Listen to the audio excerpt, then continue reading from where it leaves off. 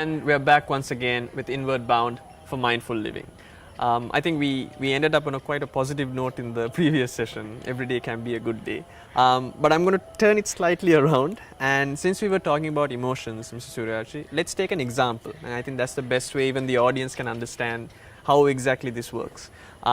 Let's take jealousy, since we actually touched on it in the first session as well. Yes.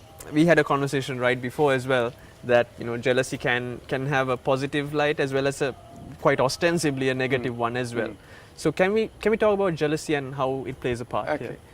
So let's go back to the first stage. Yeah. What's the thought Yeah. behind jealousy? Now, how does jealousy happens? Now, if you really look at jealousy is a reaction or a response to something that happens to us. Usually, I identify myself with all what I possess. That's how it's my identity. Yeah, My identity built of the physical possessions, my look and what I know, what I have, what I can. Yeah. If you really look at my experiences, all these things put together is I. Then I like to protect this, and I'm very happy if my lot as I is bigger than your lot. Because it's natural for us to compare all the time. How do we match? Yeah. Am I equal to you, or am I bigger than you? Am I smaller than you? It's human nature. It's human nature. Yeah. And every time when my lot is smaller, I feel uncomfortable because it's not what I want. At least I must be equal. I'll give you a simple example. Say if you were ill, right, you had a bad stomach and then you were very weak, but everybody else at home enjoying your favorite dish, how do you feel? Yeah. Jealous. It's a form of jealous. I mean, it's not. It's not in the same context. Same but context, absolutely, but yeah. that's because your happiness stock is comparatively lower at that moment. And secondly, when you look at this happens, where does jealousy occur? It's when you can compare with somebody at the same level. Right. That's Yeah. why a lot of jealousies happen among people in the same family, closest friends, sometimes spouses. That Abhiman movie is on husband and wife having jealousy, and people in the same profession. Like for example, I do training and consulting, and now if I were to get jealousy, then it will be somebody who is in the same profession, same field, and if I feel that guy is doing better than me, then it's possible that I can feel inferior, and then the moment I feel inferior, there are two options I have. One is work my way up and improve my whatever I do, or I feel jealous about the person. And the danger of that is, if I feel jealous about you, of the other person, now one way to win is I overtake you, or I make sure that you fall before me. Right, yeah. So jealousy sometimes drives you to this second strategy. Not the first one. Not the first one, yeah. right? Yeah, that's true. First one, if it happens, that's okay. Then you can call it like, okay, I get inspiration. But the second one is destruction. Yeah.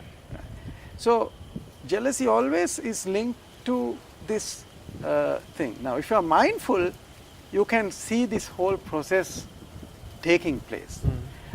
But sometimes you will notice it only when the thoughts of jealousy is coming in fairly grown size. Yeah. Then you know, I feel very uncomfortable. You can see behavior of people. Sometimes without no offense, the other person is doing better than you. People tend to avoid, because I cannot see your success, I cannot tolerate you, so I avoid. Or I badmouth, he is good but, Yeah. Or I only begin to see the weaknesses. He is good but he is Exactly. weak on these. And so that's the first second level. Third level, you try to do things which are harmful. Like some of these fairy tales that we have heard, you know, Yeah. that Cinderella story or Yeah. the Snow White, Snow White as right? well, All yeah. these things. Somehow or the other, this is such a common human emotion, and what people can do with jealousy can be so harmful. Yeah. That's why it has become such a interesting topic for movies, stories, and things like that. So, if you are mindful, then you can choose which route to take. And at that moment also, when now we spoke about the fact that the thought evolves into becoming an emotion, I think at the thought level, perhaps you are a bit more rational as well and you're not tunnel vision. But when emotion takes over, when the thought becomes jealousy, then you tend to only see that point of view. And mindfulness, what I feel that creates is you tend to look at yourself again. As I keep saying, out of body experience. You're outside of yourself, and you tend to think, what am I doing? What am I thinking? Exactly. Yeah. Because if you don't do that, what happens is emotion drives you to behave.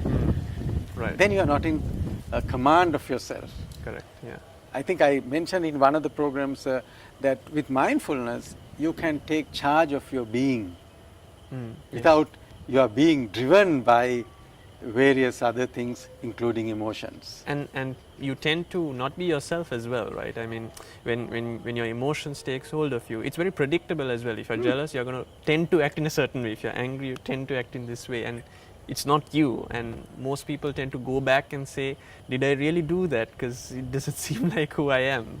Yes, sometimes people have uttered words, I mean, without even realizing that they did that, Yeah. because it was the jealousy that drove it. He didn't even realize. Yeah, it's pretty much like they're under hypnosis, so Bit, almost. bit like that. That's how emotions are, emotionally, disturbed means you have lost your Trend of thought, pretty much. and lost your grounds. Now, just pardon me, Mr. Suraj. Now, I think I'm querying you quite a bit on this. In a sense of jealousy, now we separated it, right? So there's a good side and the bad side, and most of the time people tend to go with the negative aspect of it, trying to bring someone else down rather than building yourself up. Yeah. But is there something similar on an ostensibly positive level, like let's say happiness or joy? We don't tend to see that. For quite example, see, when you say something happens, something good happens, you feel good. And then if you are aware while enjoying it, you know that this will also change and things like that. You don't you don't lose balance. Like, for example, power. What gives you the feeling of power is it's not a thought. From a thought, I have power, then you feel powerful. Yeah. Feeling powerful is a positive thing.